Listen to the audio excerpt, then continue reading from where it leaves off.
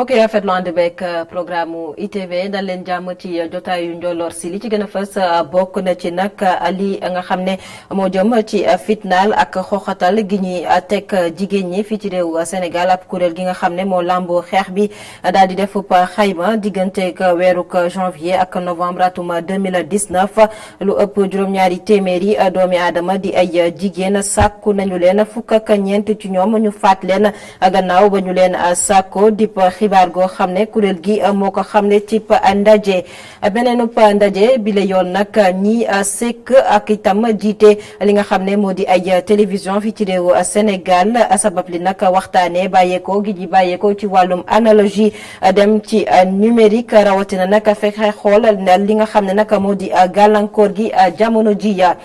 Tulinabo Mushingi di ambassadeur bu États-Unis fii ci réew Sénégal mi ngi woon démb ci daluwaayu Media Invest gannaaw nag ba mu rafetloo liggéeyu groupe bile àdduna itam ci jëflante bi nga xam ne moo dox ci diggante réew Sénégal ak États-Unis ay kàddoom daañu ko teewlu ci biir jotaay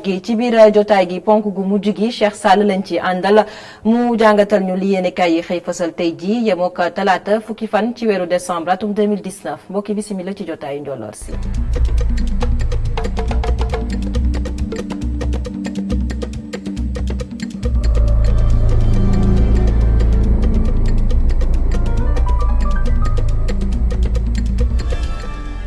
gannaaw ba ñu leen nuyoo jotaay gi dañu koy doore ak fitna gi nga xam ne moom la ñuy faral di teg jigéen ñi fii ci réewu Sénégal ak nag di leen xoxatal ab kuréel goo xam ne mooy sàlloo li nga xam ne moo di xeex bi yooyu le fitna moo joxe xibaar ab xayma la def ci diggante weeru janvier ak novembre atum 2019 lu ëpp juróom-ñaari téeméer ci ay soxna sàkku nañu leen fii ci réewu Sénégal waaye itam xam nañ ne lu ëpp tam fukki soxna faat nañu leen gannaaw ba ñu leen sàkkoo kuréel gi la nag doon amalub ndaje ci boobu le ndaje nag la ñu daal di yëkkatee yooyu le kàddu xam ne itam ñu ngay rafetlu loi bi nga xam ne moo fas yéene jëmmal wàllum criminalisation viol fii ci réewu Sénégal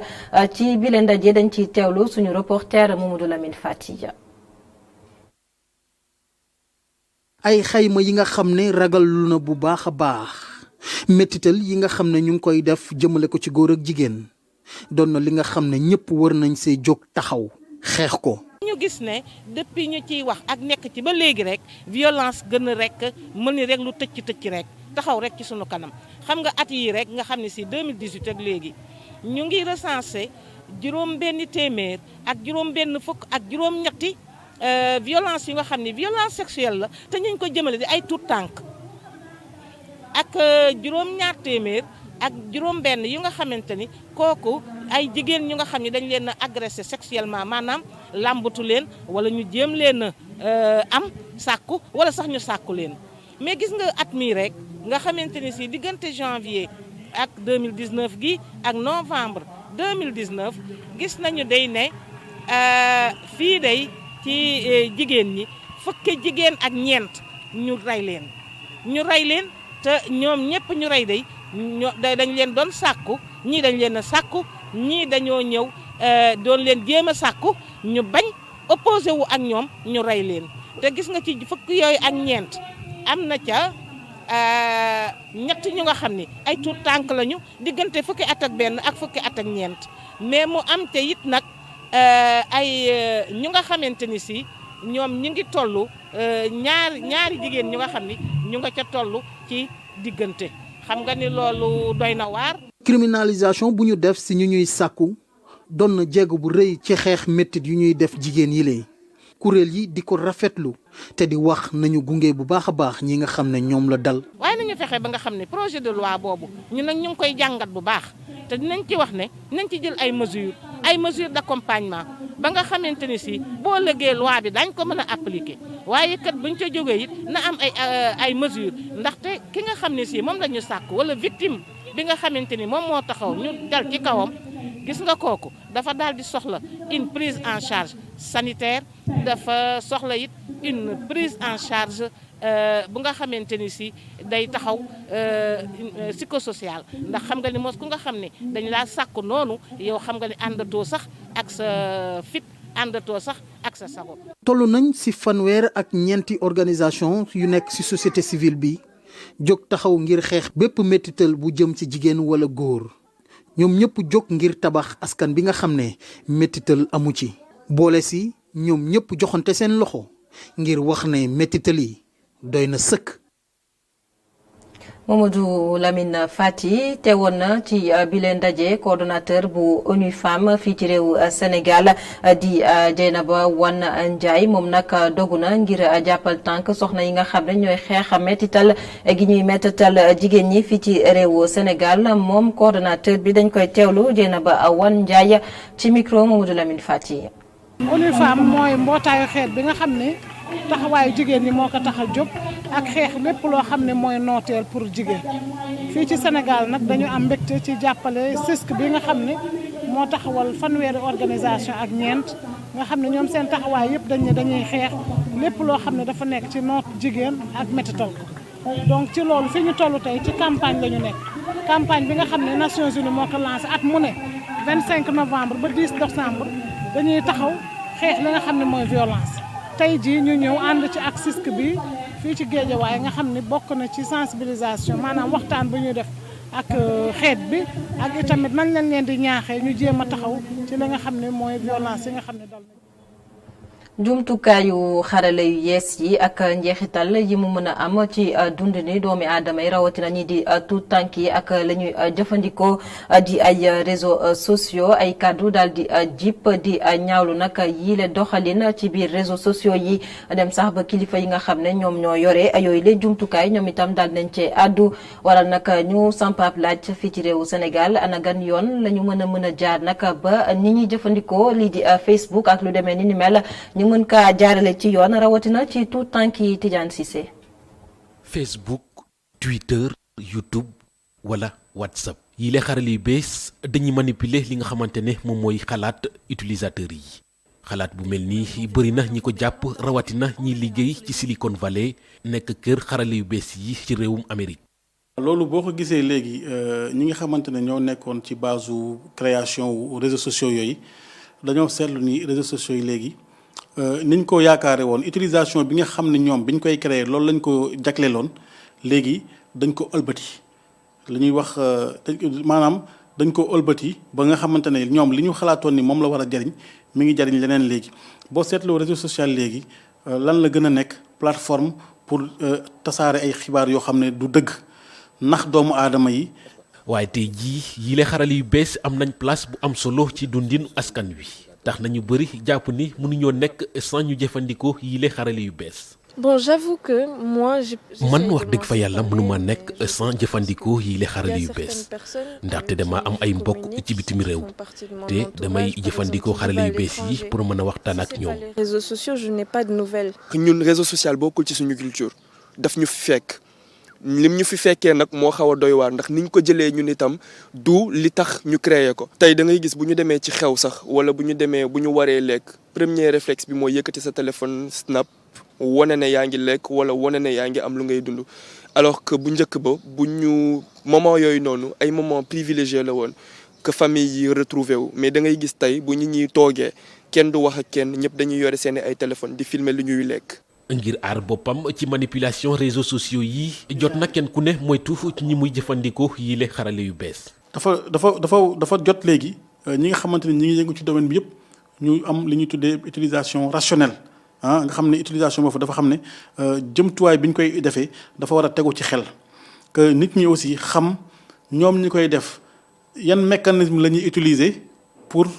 am ñun yóbbuñu ba nga xam ne ñun duñu mën a toog bés boo xam ne duñu consulter waxtu boo xam ne duñu consulter. réseaux sociaux yi am nañ place bu am importance ci nekkinu askan wi ci àdduna bi yëpp léegi ñi créer yi les réseaux sociaux ñoo tere seeni ay mbokk ngir rek jëfandikoo leen moo tax jot na ñu moytu ñun itam.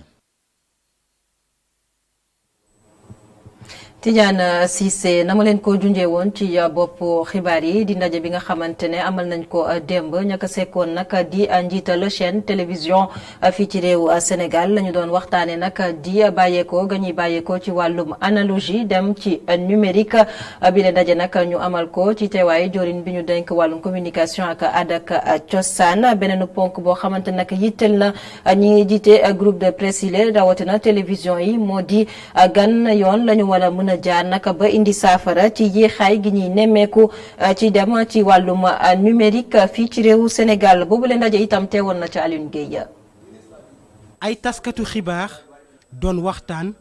ngir defaraat seen secteur bi ñu waxtaanee ci ay poñ yu bari waaye lu ci ëppoon doole moo doon wàllum TNT bi. tey jii nii dañu constaté que télé yu ci bëri dañuy dund ci publicité te tey marché publicitaire bi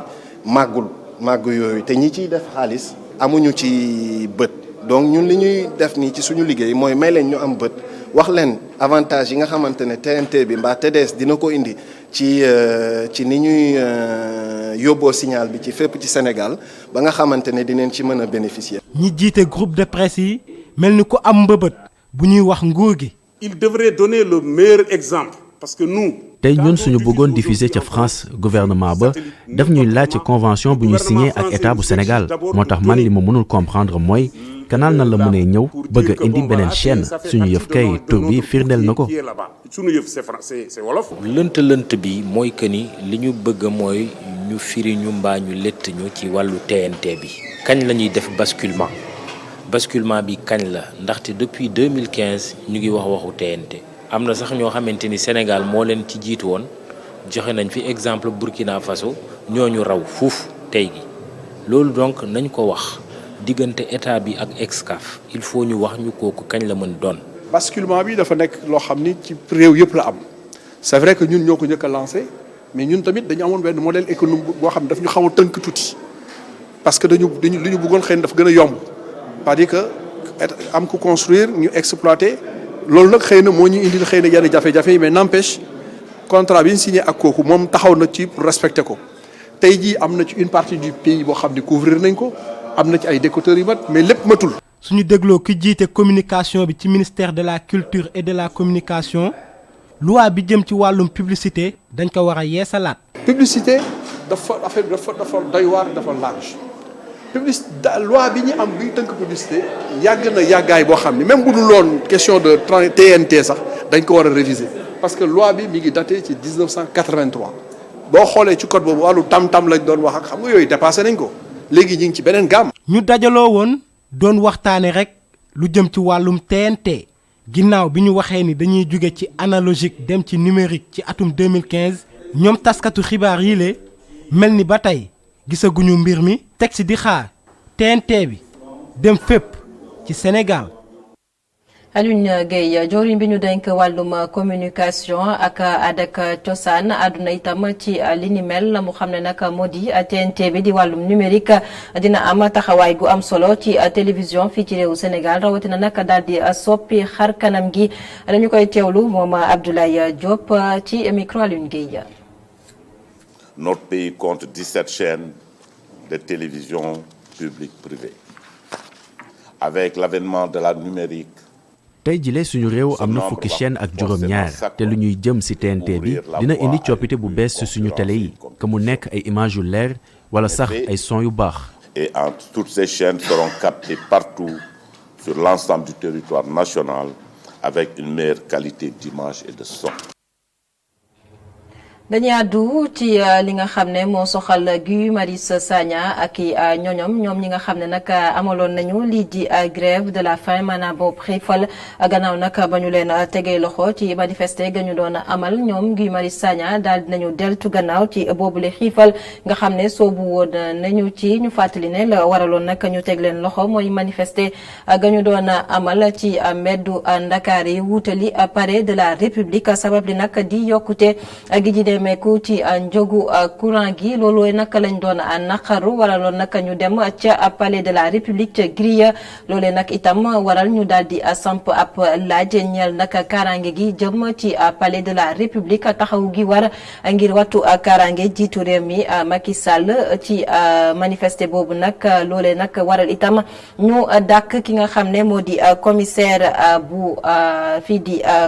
commissaire Ndour bu commissariat central moom nag dañu ko jëlee foofee nga xam ne foofu lañ ko tegoon ci commissariat central daal di teg keneen mu daal di koy wuutu ñu jox kàddu commissaire Cheikhna Keita bu xam ne nag kaaraange gi dañu ko war a matal fi nga xam ne nag moo di ca palais de la république waaye itam ci yenn makkaanu jëwriñ ñi fii ci réewu Sénégal kon lajj la ñu daal di nemmeeku ci li ni mel commissaire Cheikhna Keita ay kàddoom du ñàkk ñu dellusiwaat si ci biir jotaayu xibaar yi mu addu kon commissaire Keita kàddoom dañu koy teewlu ak El Hadj Malick Cissé. bi nit ñi nekkee di approché palais bi naan dañuy xaru dañuy lakk seen bopp tey bi nga xamee ay nit dem nañ ba ci buntu palais bi ne dañuy dugg ci palais bi katamu ci grille yi tey la war a gën a nekk dëgg ñu taxaw ci parce que palais présidentiel lii la bi nga xam ni sécurité bi dafa war a mat dafa war a doy parce que lépp lu ci rëq rek li muy jur mën na grave donc il faut ñu sécuriser palais bi amul nag ñu considérer que ni kii am na droit def li wala def am droit mission sécurité moo toll noonu fu ñu war a sécuriser rek li ñuy seet d'abord mooy efficacité sécurité bi il y a des problèmes au niveau du palais parce que espace bi jiitu palais bi dañ ko war a neutraliser ba balaa fa nit di def dara ñu xam ñu yëg ko d'abord xamu ko donc en amont déjà il faut que ñu mën a taxaw ci loolu ba la prochaine fois ku war a jege foofu déjà ñu yëg ko xam ko. su weesoo palais présidentiel suñu édifice public yi ak yenn ministères yi est-ce que kaaraange gi waruñ ko gën a yokk. kaaraange gi war na yokk parce que situation bi ñu toll tey daf ñu war a yee ci lépp li nga xam ni mën na yàq ci biir réew mi d'abord ndax insécurité daf ci am nit ñi dañuy jóg di manifester di def leneen ak leneen mais ci li ñu wër yi tamit parce que ñu ngi nekk ci jamono bi nga xam ni nit ñi dañuy yàq terrorisme daf fi am te terrorisme mën na nekk ci suñu biir mën na jóge ci biti donc il faut que fépp li nga xam ni askan bi dafa taxaw dafa présent ci ay institutions dafa taxaw am lu ñu fay liggéey li nga xam ni ci ni muy yore réew mi la këppin wala ay symbole moo tax ñu def ko fa dañ fa war a taxaw ba sécuriser loolu parce que sunu alal la. ni ka kuréel yu bëri di yëngu ci wàllum koom di defee waa CEDEAO ñoom itam daal di nañ koy jëfee kon ñaari at a ngi nii nag ñu daal di soobu xool naka la ñoo mën a def nag ba daal di ñongal lépp lu jëm ci wàllum pharmacie ci Afrique sowu jant juróom-benn weer képp des ci boobule projet kuréel bi nag daal di def xayma tolluwaayu liggéey bi ab ndaje la ñu daal di amal fii ci Ndakaaru Moustapha Gabar Diop. 30% ci garab yi nekk Afrique yu baaxul la te lu jege téeméer junni ci doomu aadama dinañ faatu at bu jot ci Afrique subsaharienne ndax garab yooyu ngir fexe ba askan bi jot ci ay garab yu baax ci njëg bu yomb fukk ak juróom dëkk yi nekk ci CEDEAO déggoo nañu ngir taxawal ay jumtuwaay ngir jotandi ci garab yooyu ak ay vaccin ci biir Afrique. ñu def ay action conjointe maanaam boole seen doole pour mën a xeex nga faux médicaments yi pour mën a permettre à 300 millions de population de la sous-région ñu am ay garab yoo xam ne day mucc ayib mën a faj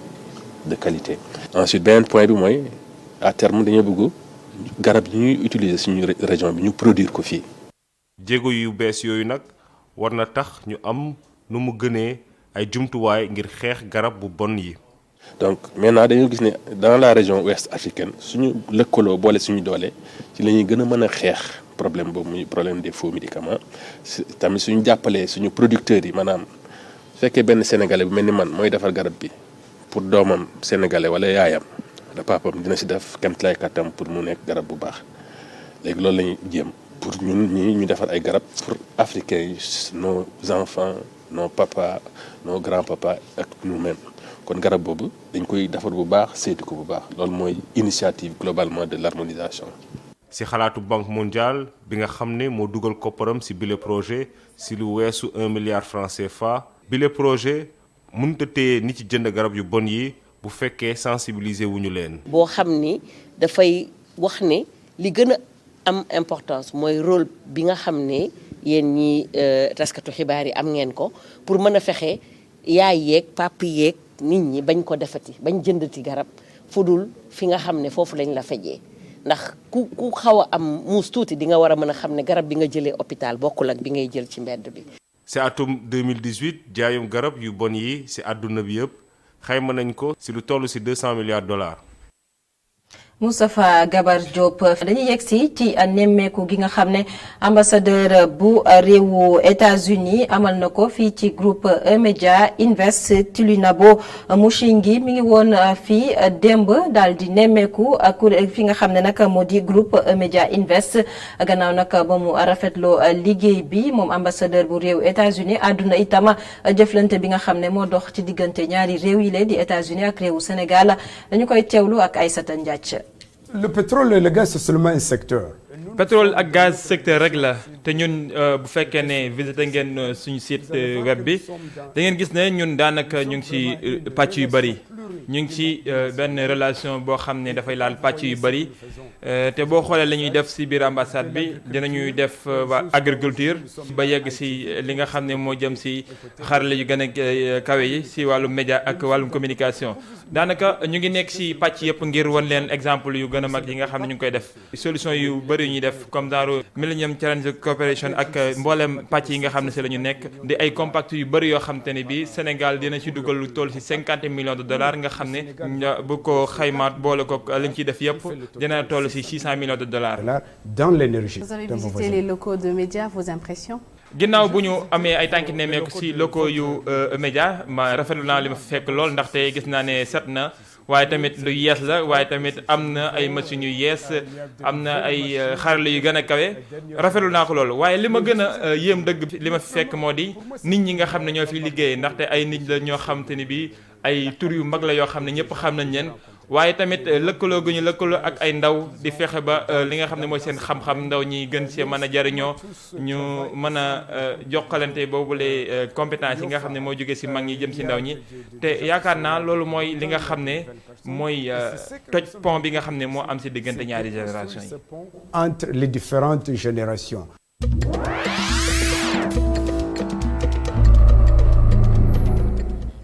ñaareelu pàcc jotaay gi bi ci réew Côte d'Ivoire lañu koy dooree ak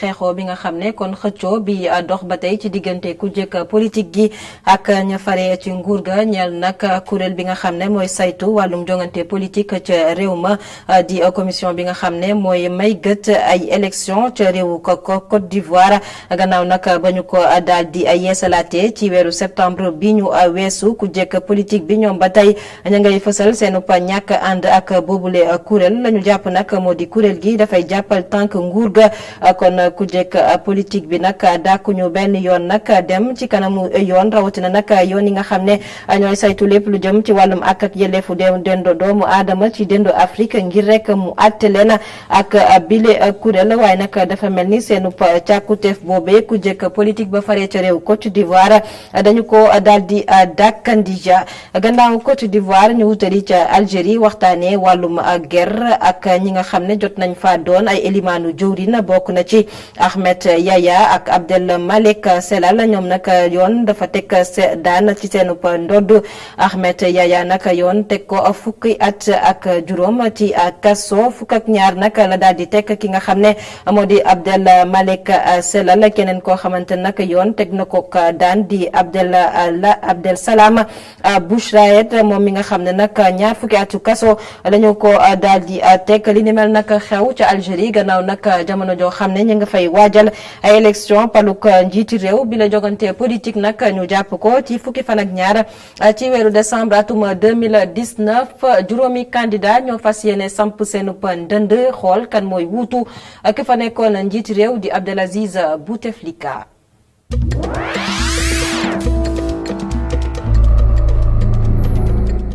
dañu yegsi ci ponk gu mujj ci jotaay gi ànd ceeg Cheikh Sall mu jàngatal ñu li yéene kay yi xëy fasal tey.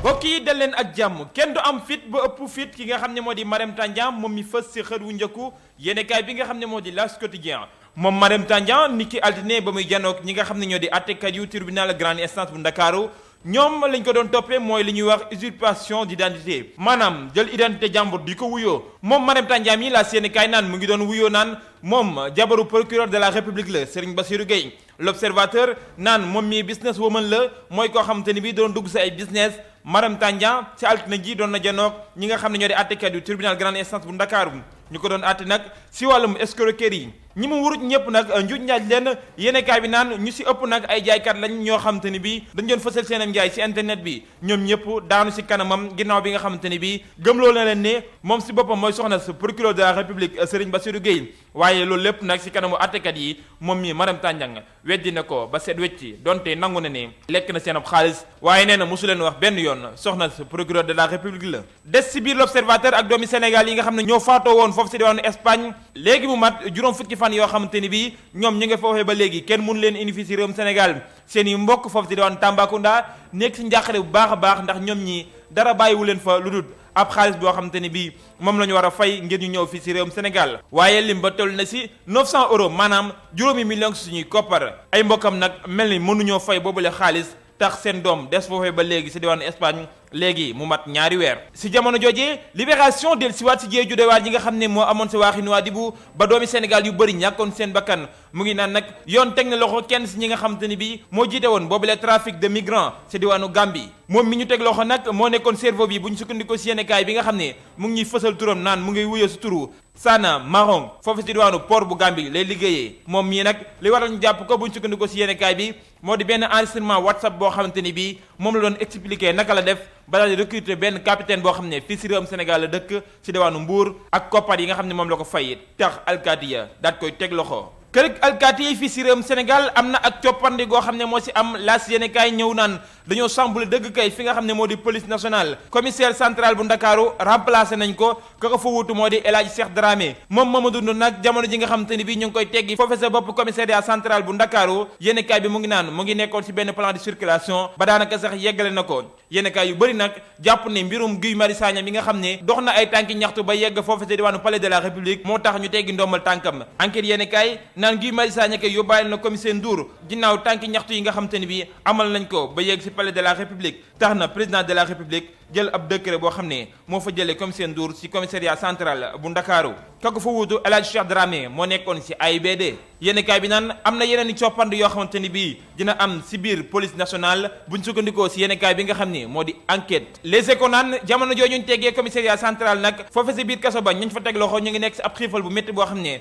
tax na kenn ci ñoom ñaar koy évacuer Malick Biaye lay wuyoo moom yóbbu nañ ko ci pavillon spécial ginnaaw Abdoulaye Touré mi nga xam ne moo xamoon ci biir bureau bu doyen des juges maître Khoureyssi Ba mi leen layal nag mu ngay woote wàllu tey joxoñ baaraamu tuuma ñi nga xam ne ñoo di administration pénitentiaire bi seen beneen naataango bi nekk ci biir kaso bi di docteur Babacar Diop tax na waa UCAD ñoom it nekk ci ab grève bu métti boo xamante ne bii daanaka lancé nañ ko Le Quotidien naan enseignement supérieur kay daanaka day tëgg a témbee maanaam dootuñu jàngale fekk teguñ loxo seen boobu lee naataangoo des ci biir Le Quotidien wax ci ndox mi nga xamante ni bii daanaka am na ak dal ginnaaw bi nga xamante ni bii liggéeykatu SDE amal nañu ab grève boo xam ne yegg na ci lu toll ci juróomi fan daanaka tension bi bese nañ ko bu sukkandikoo ci yéenekaay bi nga xam ne mu ngay xibaar naan liggéeykat yi teg nañ grève bi ci suuf li ñu bëgg kay jamono ji moo di janoog président de la république waxtaan ak moom ngir am lu leen neex ci wetu ndox mi courant bi it nekkoon ci ay jafe-jafe tax ñu yokk li nga xam ne moo di njëg li nekk nag loo xamante ne bii Sud Quotidien jàpp na ne dina métti lool ci ñi nga xam ne ñoo di borom kër yi Demba Moussa Dembale ci biir yéenekaay bi di ab économiste di wax naan lii dina feeñ dëgg nag ci ni nga xam ne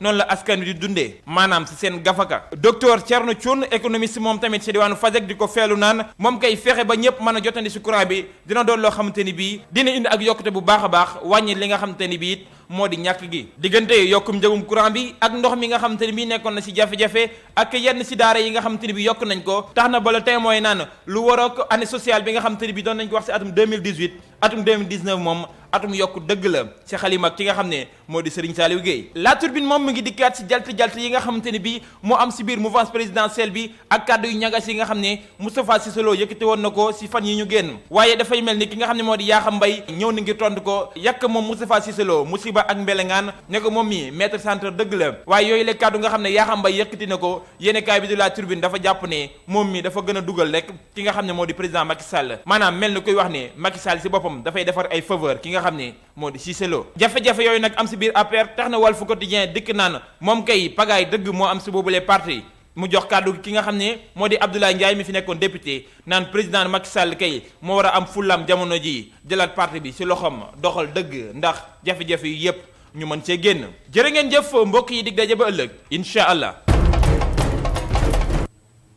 cant ak ngërëm ñeel na la Cheikh Sall mbokk yi rafetlu ànd beeg programme ITV jotaayu njolloor si fi lañu koy yëkkatee xibaar yi di wéyandi ci www.emedia.sn jaa ngeen jëf.